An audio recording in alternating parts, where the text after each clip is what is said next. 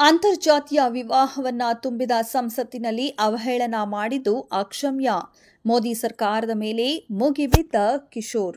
ಹೌದು, ನಟ ಕಿಶೋರ್ ಮತ್ತೊಮ್ಮೆ ಕೇಂದ್ರ ಸರ್ಕಾರದ ವಿರುದ್ಧ ರಾಂಗ್ ಆಗಿದ್ದಾರೆ. ಇತ್ತೀಚೆಗೆ ಬಿಜೆಪಿಯ ಹಿರಿಯ ನಾಯಕ ಅನುರಾಗ್ ಠಾಕೂರ್ ಲೋಕಸಭೆಯಲ್ಲಿ ಬಜೆಟ್ ಮೇಲಿನ ಭಾಷಣದ ವೇಳೆ ರಾಹುಲ್ ಗಾಂಧಿ ವಿರುದ್ಧ ಕಿಡಿಕಾರಿದ್ದರು.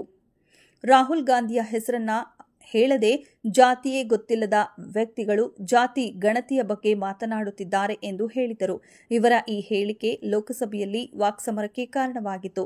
ಅನುರಾಗ್ ಠಾಕೂರ್ ಮಾತಿಗೆ ಆಕ್ಷೇಪ ವ್ಯಕ್ತಪಡಿಸಿದ್ದ ರಾಹುಲ್ ಗಾಂಧಿ, ನೀವು ನನ್ನನ್ನ ಎಷ್ಟು ನಿಂದಿಸಬಹುದು, ಆದರೆ ಇದೇ ಸಂಸತ್ತಿನಲ್ಲಿ ಜಾತಿ ಗಣತಿಯ ವಿಧೇಯಕವನ್ನ ನಾವು ಪಾಸ್ ಮಾಡಿಯೇ ಮಾಡುತ್ತೇವೆ.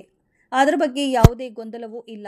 ಅದಲ್ಲದೆ ನಿಮ್ಮಿಂದ ನನಗೆ ಯಾವ ಕ್ಷಮಾಪಣೆಯೂ ಕೂಡ ಬೇಕಿಲ್ಲ ಎಂದು ಹೇಳಿದ್ದರು. ಇದಕ್ಕೆ ಉತ್ತರ ನೀಡಿದ ಅನುರಾಗ್ ಠಾಕೂರ್, ನಾನು ಯಾರ ಹೆಸರನ್ನ ಹೇಳಿಯೇ ಇಲ್ಲ.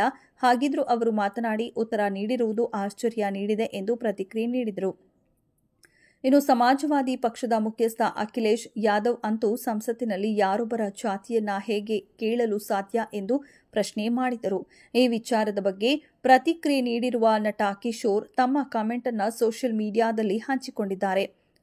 ಧರ್ಮಾಂಧತೆಯ ಭೌತಿಕ ದಿವಾಳಿತನದಲ್ಲಿ ಜ್ವಲಂತ ಸಮಸ್ಯೆಗಳನ್ನು ಮರೆಮಾಚಲು ಅವಾಚ್ಯ ಬೈಗುಳಗಿಳಿದ ಮೋದಿ ಪಕ್ಷದ ಮನುವಾದಿ ಜಾತಿವಾದಿ ಮುಖದ ಅನಾವರಣ. ನಿಜ ಕೊಲೆಯನ್ನ ಸಮರ್ಥಿಸಿಕೊಳ್ಳುವ ಭಕ್ತರು ಹೇಳುವಂತೆ ಜಾತಿ ಯಾವುದೆಂದು ಕೇಳಿಯೇ ಜಾತಿ ಜನಗಣತಿ ಮಾಡಬೇಕು. ಆದರೆ ಜಾತಿ ಕೇಳುವುದರ ಹಿಂದಿನ ಉದ್ದೇಶ ವಿರೋಧ ಪಕ್ಷದ ನಾಯಕ ಹೇಳಿದಂತೆ ಪ್ರತಿಯೊಬ್ಬರ ಪಾಲುಗೊಳ್ಳುವಿಕೆ ಮತ್ತು ಪಾಲುದಾರಿಕೆಯನ್ನ ನಿರ್ಧರಿಸಲು ಆಗಬೇಕು. ಮೋದಿಯ ಮುಖವಾಣಿ ಅನುರಾಗ ಠಾಕೂರನಂತೆ ಜಾತಿ ಗೊತ್ತಿಲ್ಲದವನು ಜಾತಿ ಜನಗಣತಿಯ ಬಗ್ಗೆ ಮಾತನಾಡಬಾರದು ಎಂದು ಅವಮಾನಿಸಲಿಲ್ಲ. ಮೋದಿ ಮತ್ತವರ ಚೇಲಾಗಳು ಅವಮಾನಿಸುತ್ತಿರುವುದು ಪ್ರಸ್ತುತ ಸಮಸ್ಯೆಗಳಿಗೆ ದನಿಯಾಗುತ್ತಿರುವ ಪ್ರತಿ ಪಕ್ಷದ ನಾಯಕನನ್ನ. ಜಾತಿ ಜನಗಣತಿಯಂತಹ ಪ್ರಮುಖ ವಿಷಯವನ್ನ ಮಾತ್ರವಲ್ಲ, ಜಾತಿ ಸಮಸ್ಯೆಯನ್ನ ಮೀರುವ ಅಂತರ್ಜಾತೀಯ ವಿವಾಹದ ಪ್ರಯತ್ನಗಳನ್ನ ಸಹ ಅಂತರ್ಜಾತೀಯ ವಿವಾಹವನ್ನ ತುಂಬಿದ ಸಂಸತ್ತಿನಲ್ಲಿ ಅವಹೇಳನ ಮಾಡಿದ್ದು ಅಕ್ಷಮ್ಯ. ಮೋದಿ ಮತ್ತವರ ಕೂಟ ಅದನ್ನ ಬೆಂಬಲಿಸುತ್ತಿರುವುದು ಇನ್ನೂ ಘೋರ.